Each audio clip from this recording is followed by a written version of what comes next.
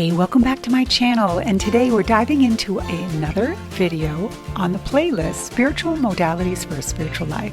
And today we're going to look into the modality of using our breath to heal. So today you're going to meet a beautiful woman. Her name is Jewel Sula Dapala, and she has a whole practice based and on this principle of helping you explore how breath can help you heal. So it is one of the elements. We're diving in deeper to this. So stay listening, stay watching. That beautiful interview is coming up next. Jewel, yay! So happy you're here today, and I'm so excited I feel like I have made a friend in you because we've been doing some clubhouse mornings together. So we're going to talk about that when we get started. And today we're doing and continuing the beautiful work of spiritual modalities for a spiritual life, where I'm interviewing people like you from around the globe who have these different modalities. And maybe we've heard of them before, but we dive a little bit deeper today to understand this modality so that we can help people heal. So as you know from talking to you, and I can't wait to share my audience with you, whether people are watching this on our YouTube channels or following it on our podcast channels, we appreciate the audience. And so Jewel, to get my audience, warmed up to you, tell us a little bit about you. Tell us how you got started. We'll talk about, how we met during the interview and what you have as a modality. And we would love to get to know you better. So welcome. Thank you, Jeannie. Thank you for having me. Sure. So a little bit about me. I came from Brazil when I was 15 to America. And when I was 19, I went to massage school, and I knew that I wanted to be in a holistic world, in the alternative medicine aspect of life. And I wanted to work with people that wanted to heal themselves. And so I became a massage therapist. And then from there, I became a yoga teacher. And then I found breath work. And then my journey just kept on going from adding more tools into my toolbox and sharing with the world. Everything I learned, I immediately would share to people because I received so much value from it. So that's how my story started, from a massage therapist to yoga teacher to then finding breath work that changed my life. Okay. And then I became more aware and attuned to energy as a result of that, which made me an energy worker and a theta healer. And that's what I do. So I love this. I love that opening too. We were talking yesterday on another clubhouse a room event, and someone was really at the beginning and going, where do I start? Like, she knew she was an empath and didn't know, and people were trying to help her and guide her. And I love what you're saying too about kind of how it unfolded. So here you are taking yoga, understanding the chakra system and, in the path. And then that opens the door to breath work. And I'm sure that opened the door to theta healing. And we're going to hear all about that today. And as you know, first off, I love any energy work. So I'm fascinated to bring more of this work to my channel. So today I was really focused and interested in the breath work piece. So before you go into that, I want to tell you, breath work, chakra, right? My throat chakra. I've been doing a lot more breath work in the last couple of years with my own health diagnosis. And it truly does seem to be the key to everything. So I'm excited to learn more about how that can help you heal. So take us to your, when you were in yoga and then you got into the breath work. What came first, the chicken or the egg? Can you take me there? Yeah, sure. So, I am a Virgo, and I was very much in my head, and it was very difficult for me to stay present in my body. So yoga gave me that modality to find my body and stay in my body and start to move my body in a conscious way and have the acceptance and the love, to the vehicle. Yeah. And so that was the starting point of working with the denser energies, which is the physical body.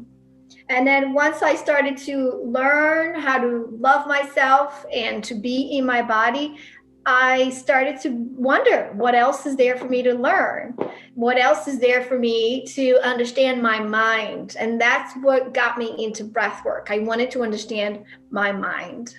So help us. We want to start with you. So kind of go back to when this started for you. What was the first steps to learning and understanding breath work? Is there a whole modality on its own, or is it just as simple as it sounds, or is it more complicated than that? So take us through your journey into the breath work. Okay, well, so first of all, breath work right now is going pretty mainstream, and there are several modalities, several different ways of doing conscious breathing. So, breath work is conscious breathing, consciously taking your inhales and exhales.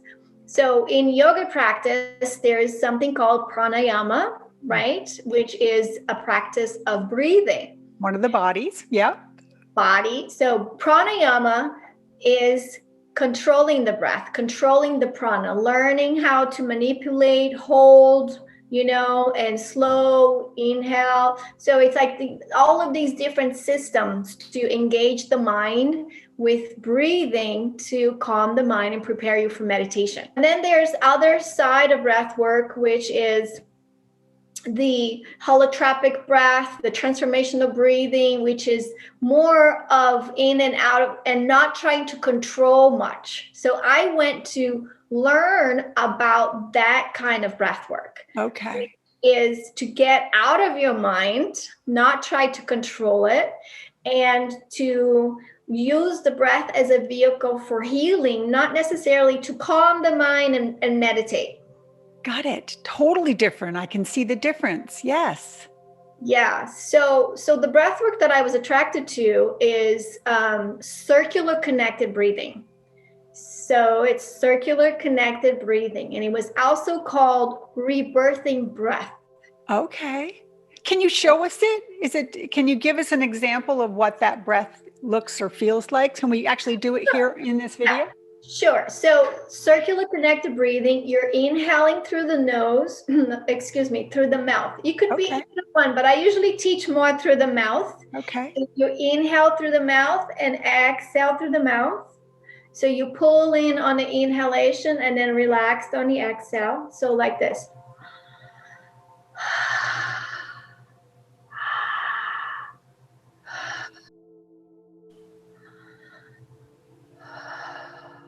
So as you can see, it's very gentle and it varies the volume or the speed. So it could be long and full or short or fast or slow.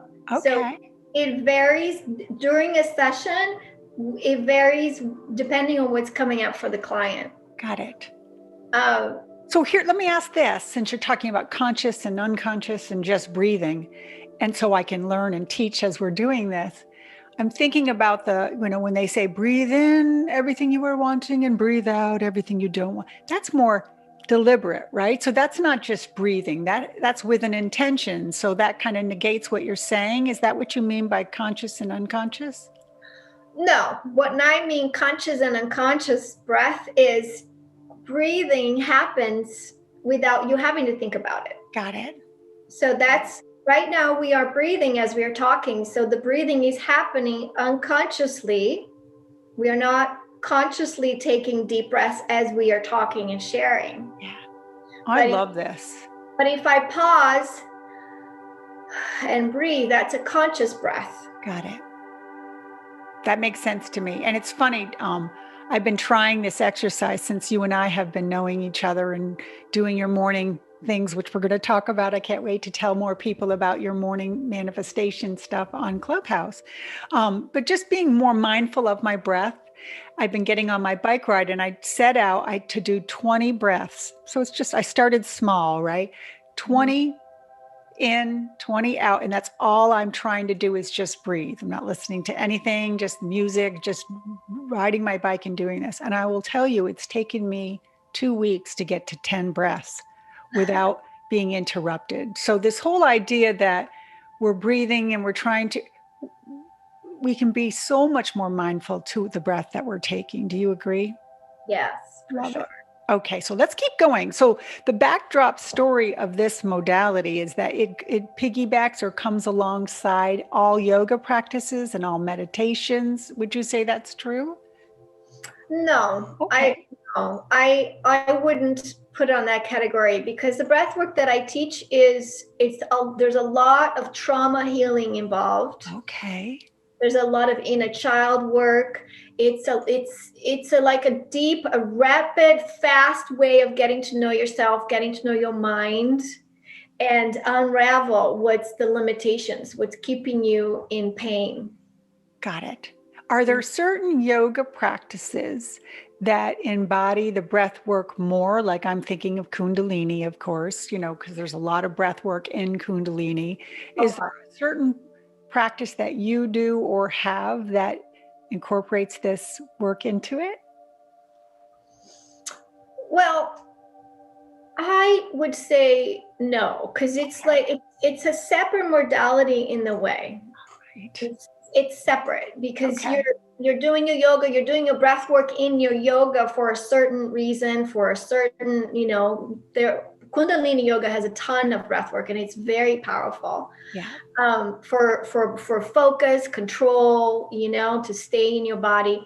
When someone does the breath work that I teach most of the time, is this way of getting out of your own way and surrendering to a higher power, a higher force that's going to help you breathe your body into more aliveness.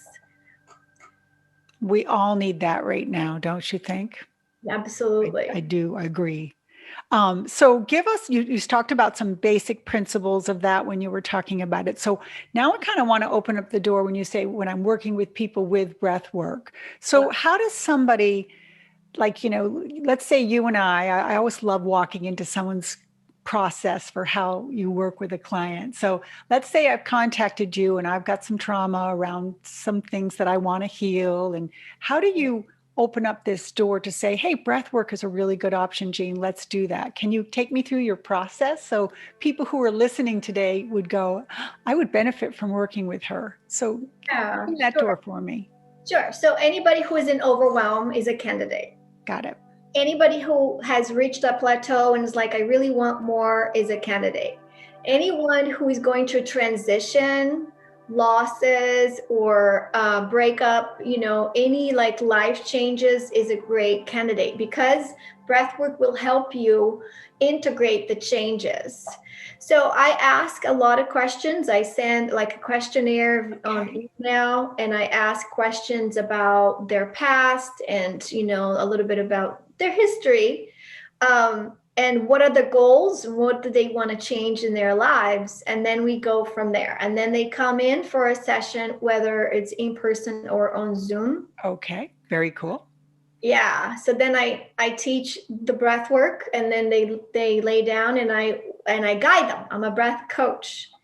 And so it's an opportunity to witness your mind, to witness your behaviors and where the mind goes. So it's an incredible tool to understand the patterns there are in your mind and projecting it out into the world. So a light bulb just totally went off when you said it the way you just said it. So thank you. I just did an interview on hypnosis, right? So self-hypnosis. We're the ones who do the hypnosis. It's not some guy with a watch, making you go out or lose control, right? So what you just said really makes sense when you say I'm a breath work coach.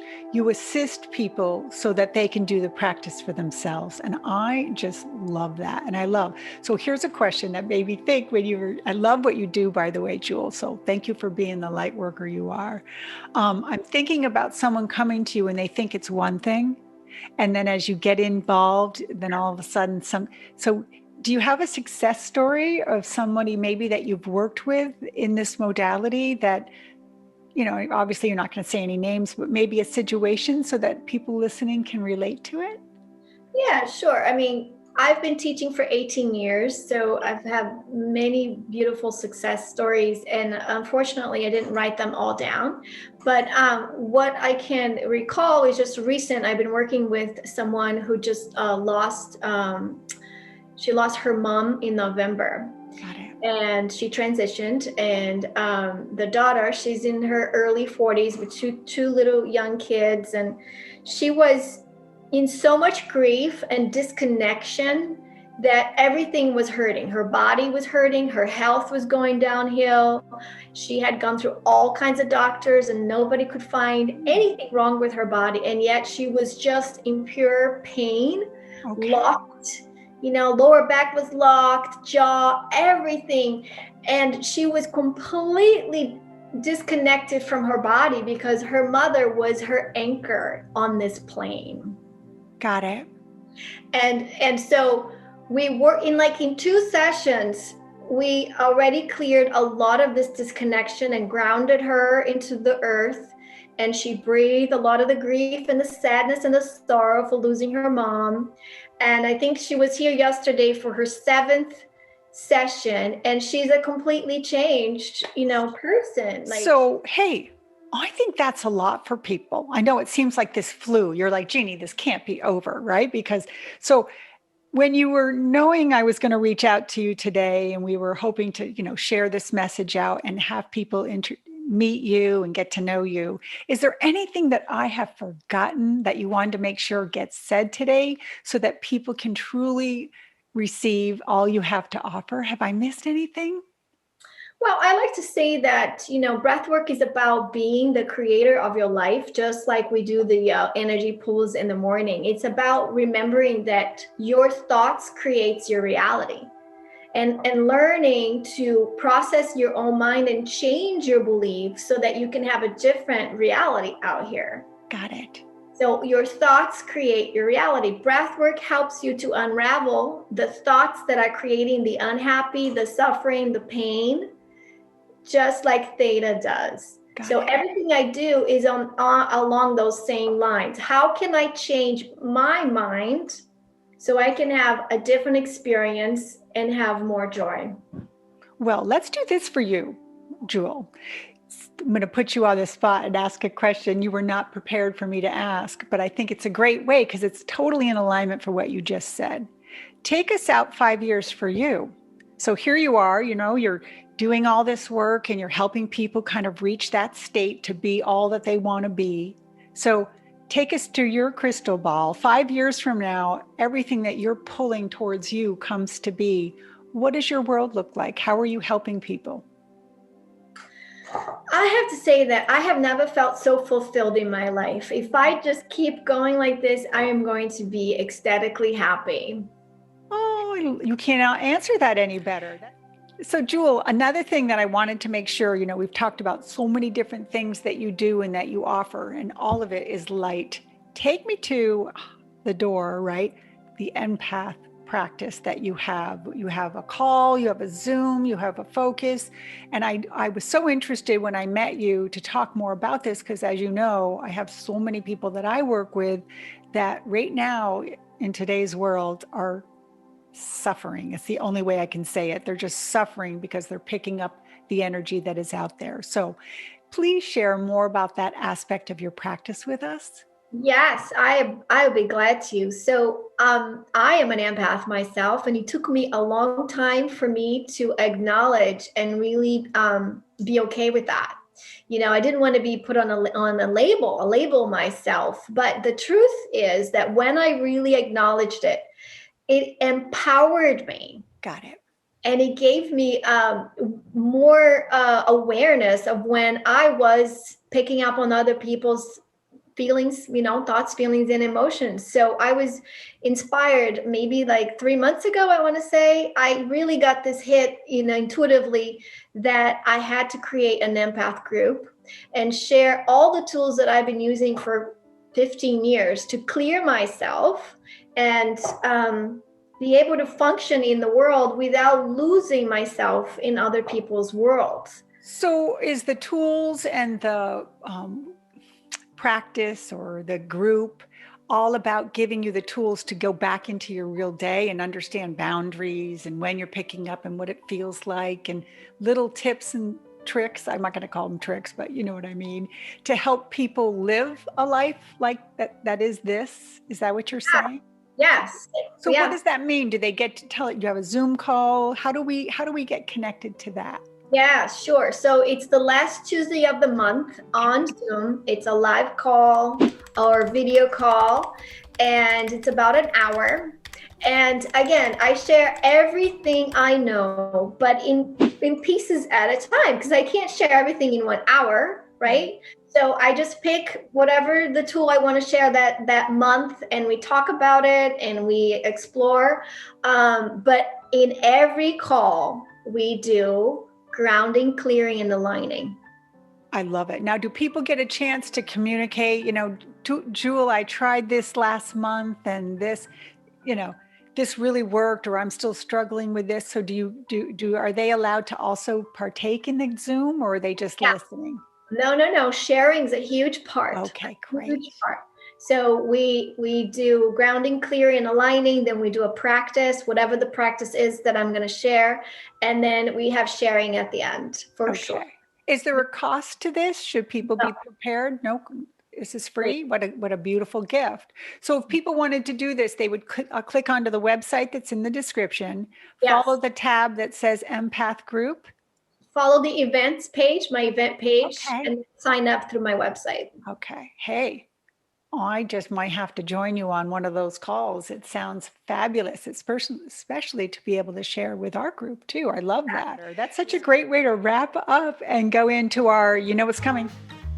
The music's starting to kick up. We're going to get into this rapid fire. So this is my chance to say thank you so much for our time today and getting to know each other a little bit better. And all the links and everyone will be connected to you. If you'd like to work with Jewel, please reach out to her. She's an amazing light. And join us on this morning on Clubhouse. We'll connect you. So let us know if anyone out there wants to do that. Are you ready for our rapid fire? Sure. Okay, let's do it. What is your favorite movie? I have to say Lion. Lion? Lion. Oh, okay. You have to tell me more about that. If you were going to change the world today, what does the world need in order to be changed? Kindness, more kindness. Agreed. We all have pet peeves. Okay, it's your turn. Share yours with us. Don't leave the cabinet doors open. You would last a day in my house. I'm always leaving them open, okay? Personal quality about you that you absolutely love. I love that I stay connected to the people I love. Hopefully I can be one of those people that stay connected. What are you doing when you're experiencing absolute joy? What do? I dance. Okay. You're a dancer. I love it. Is there a specific kind of dance that you like to do? Ecstatic dance. Jewel, thank you so much for our time together today. I truly do appreciate. So everybody, thank you, Jewel. Thank the audience for watching. So whether people are following us on our podcast or our YouTube, we truly do appreciate you. See you next video. All right. Thank you so much. Bye.